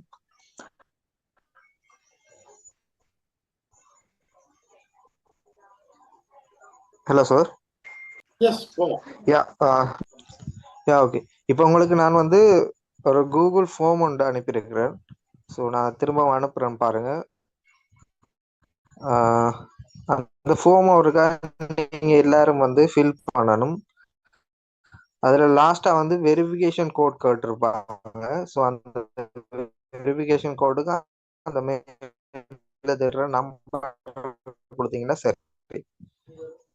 நீங்கள் ஃபுல்லாக கூகுள் ஃபார்ம் எல்லாம் ஃபில் பண்ணிட்டு வெரிஃபிகேஷன் கோட் கேட்குற டைமில் நீங்கள் இந்த நம்பரை கொடுத்தீங்கன்னா சரி. ஸோ நீங்கள் இந்த கோர்ஸ் ஃபுல்லாகவே வந்து உங்களுக்கு சர்டிஃபிகேட் வந்து இங்கிலீஷ் மீடியத்தில் தான் கிடைக்கும்னு, இங்கிலீஷ் மீடியத்துக்குரிய சர்டிஃபிகேட் தான் கிடைக்கும். பட் வந்து நாங்கள் லெக்சர்ஸை வந்து நாங்கள் ஃபுல்லாகவே வந்து தமிழ் மீடியம் ஸ்டூடெண்ட்ஸ் இருக்கிறனால தமிழ் மீடியத்தில் கொண்டு போவோம். ஸோ நீங்கள் இதில் ஒரு டவுட்டாக கேட்டீங்க, நான் அதை உங்களுக்கு கிளியர் பண்ணுறேன். ஸோ மேலதிக தகவல்லாம் வந்து உங்களுக்கு கோர்ஸ் டீட்டெயில், எவ்வளவு பேமெண்ட், எவ்வளவு டியூரேஷன், கிளாஸஸ் எப்போ நடக்கும், என்ன மாதிரி சர்டிஃபிகேட் ஒர்த், அந்த மாதிரி விஷயங்கள் எல்லாம் வந்து நீங்கள் காலேஜில் நம்பருக்கு, இந்த நம்பருக்கு வெரிஃபிகேஷன் கோடில் இருக்கிற நம்பருக்கு கால் பண்ணீங்கன்னு சொன்னால் ஃபுல்லாகவே கிளியர் பண்ணுவாங்க. ஸோ உங்களுக்கு என்ன நம்பர் கோட் கொடுக்கணும் அதில் பாருங்க, வெரிஃபிகேஷன் ஸ்லைடில் பாருங்க, not 7701213313 ஒரு நம்பர் ஒன்று இருக்கு. ஸோ அதை நீங்க கொடுத்தீங்கன்னு சொன்னா உங்களுக்கு இ சர்டிபிகேட் வந்து கிளியரா கிடைக்கும். ஸோ லாஸ்ட் வரைக்கும் இருக்கிற ஆட்களுக்கு தான் கொடுக்குறேன்னு சொல்லியிருந்தது. ஸோ அந்த ரீசனுக்காக தான் இந்த லாஸ்ட்ல நாங்க இதை ப்ரொவைட் பண்றோம்.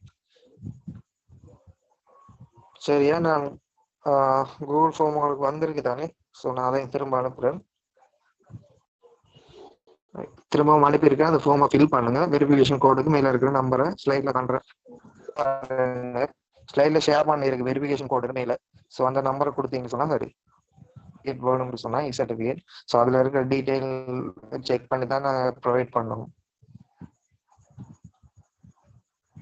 ஓகேவா? அந்த நம்பருக்கே நீங்க வெரிஃபிகேஷன் கோட்ல இருக்கிற ஃபோன் நம்பருக்கே நீங்க கால் பண்ணீங்கன்னு சொன்னா இந்த கோர்ஸ் டீட்டெயில் சம்பந்தமான விஷயங்களையும் நீங்க எடுத்துக்கொள்ளலாம். ஸோ நாங்க இந்த மந்த் எண்டோடையே இந்த இன்டேக் முடியுது, அதாவது கோர்ஸ் முடியுது, இன்டேக் டேட் முடியுது. ஸோ நீங்க எல்லாரும் வந்து இதை உங்களுக்கு தேவையான விஷயங்கள் எல்லாம் இந்த நம்பருக்கு கால் பண்ணி எடுத்துக்கொள்ளலாம். வெரிஃபிகேஷன் நம்பர் என்ன பாருங்க, ஸ்லைட்ல போட்டிருக்கு. ஸ்லைட் எல்லாருக்கும் விளங்குது தானே? வெரிஃபிகேஷன் கோடுன்னு மேல போட்டிருக்கு பாருங்க. கூகுள் ஃபார்மை கிளிக் பண்ணீங்கன்னு சொன்னாலே போகும். உங்களுக்கு வெரிஃபிகேஷன் கோட்ல நோட் 7701213313. ஸோ குயிக் எல்லாம் ஃபில் பண்ணுங்க.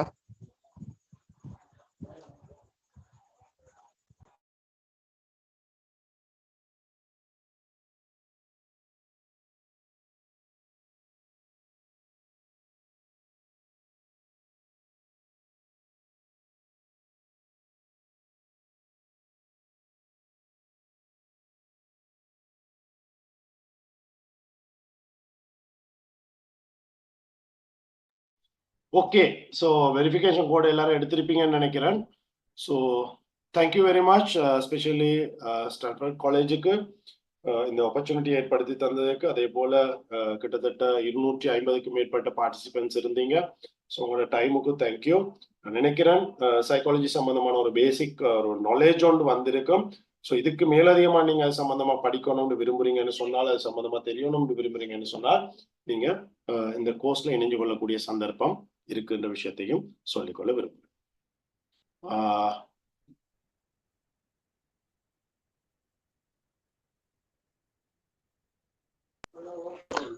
Okay, thank you so much sir. So இந்த ப்ரோக்ராம் வந்த எல்லாருக்கும் தேங்க்யூ.